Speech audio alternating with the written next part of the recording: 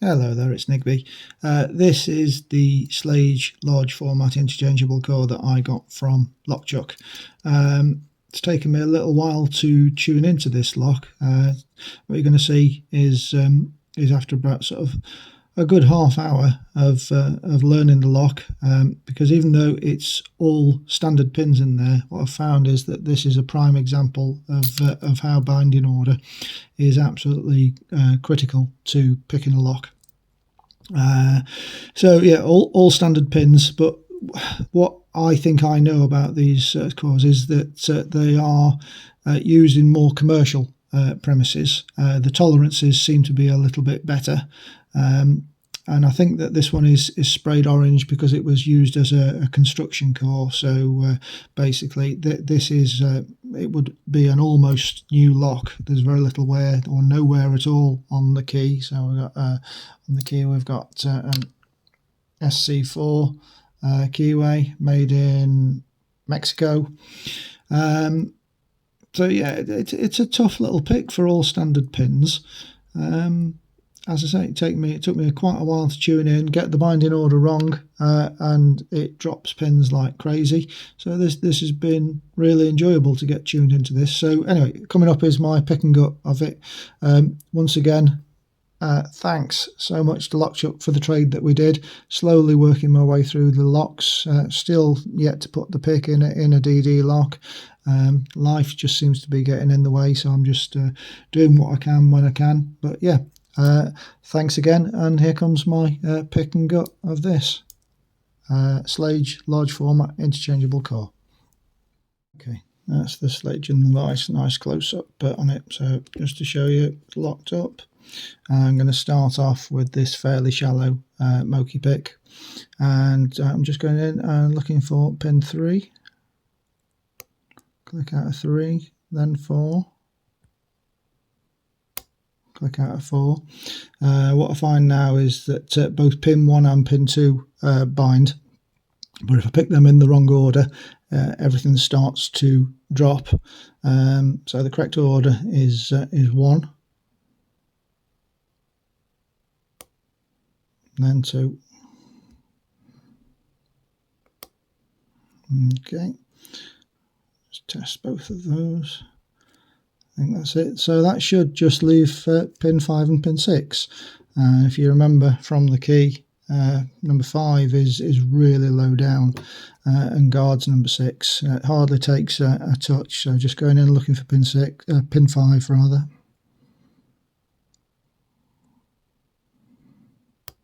And a little click from that, and then just to get around that, I'm just going to swap to a slightly deeper hook.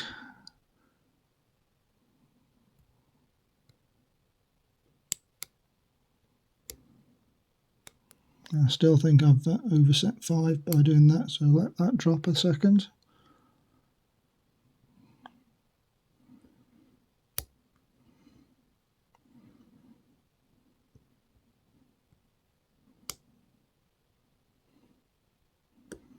Okay, and there we go, we've got it open. So yeah, binding order, massively important on there. But let's have a go at gutting this now. I haven't tried gutting this before. Let's put a bit of focus down there and just move Chuck out of the way. Thanks for your help on that, Chuck. Okay, so got everything ready. Just need to take this pin out and make sure the camera's secure.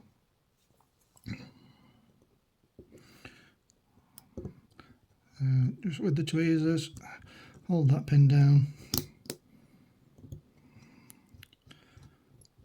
and take the collar off.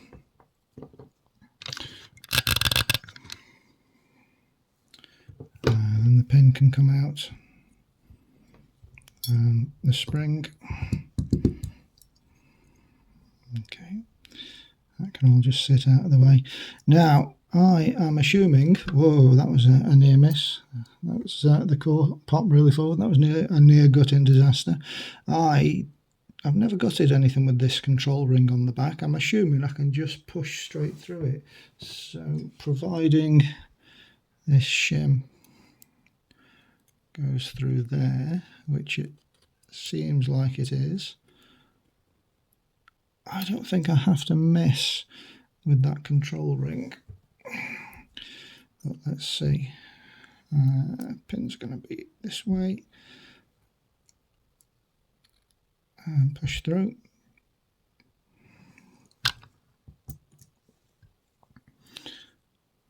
Okay, interesting. The pins are all sitting quite high. They're all a little bit greasy. So there we can see every single one does need picking. Assume that's, oh, that'll be the that's the actuator pin. I'm learning as I go along here. Let's just take that out. So that M7 is the actuator pin, and just for my reference, when I come to put this back together, beveled edge on top and key pin looking thing at the bottom, so that can go in there. And I'll drop this, see if we can get any focus.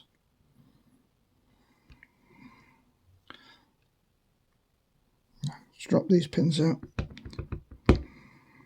1, 2, 3, 4,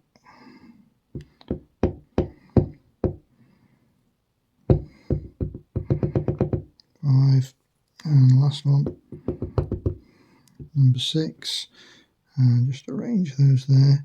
And so I'm not expecting any surprise in this. I'm pretty sure, well, I know from the feel of it that they're all standards, and from other people's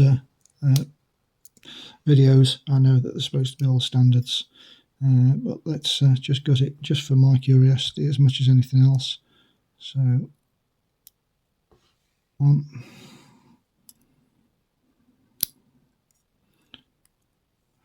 2,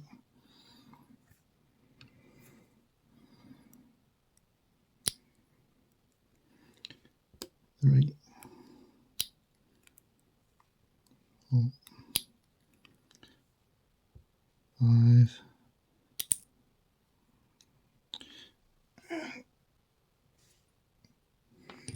6, and that control ring just seems to come off, and there's the, let's go the whole hog. Oh, we're going to regret this. The little sprung D10 doesn't seem to come out, so that's good. I'll just give you a look down that core. You see all the springs in there. I'm not going to take those out because I think they're going to be all the same. Interestingly, it's got the same hole on here as the Everest, so they obviously use the same core. I've got another LFIC that hasn't got this hole, but it makes sense just to standardise with that. So there you go. I hope I can work out how that pin goes back together. But yeah, so all standards, but an absolute prime example of how important binding order is in picking a lock. Thanks for watching.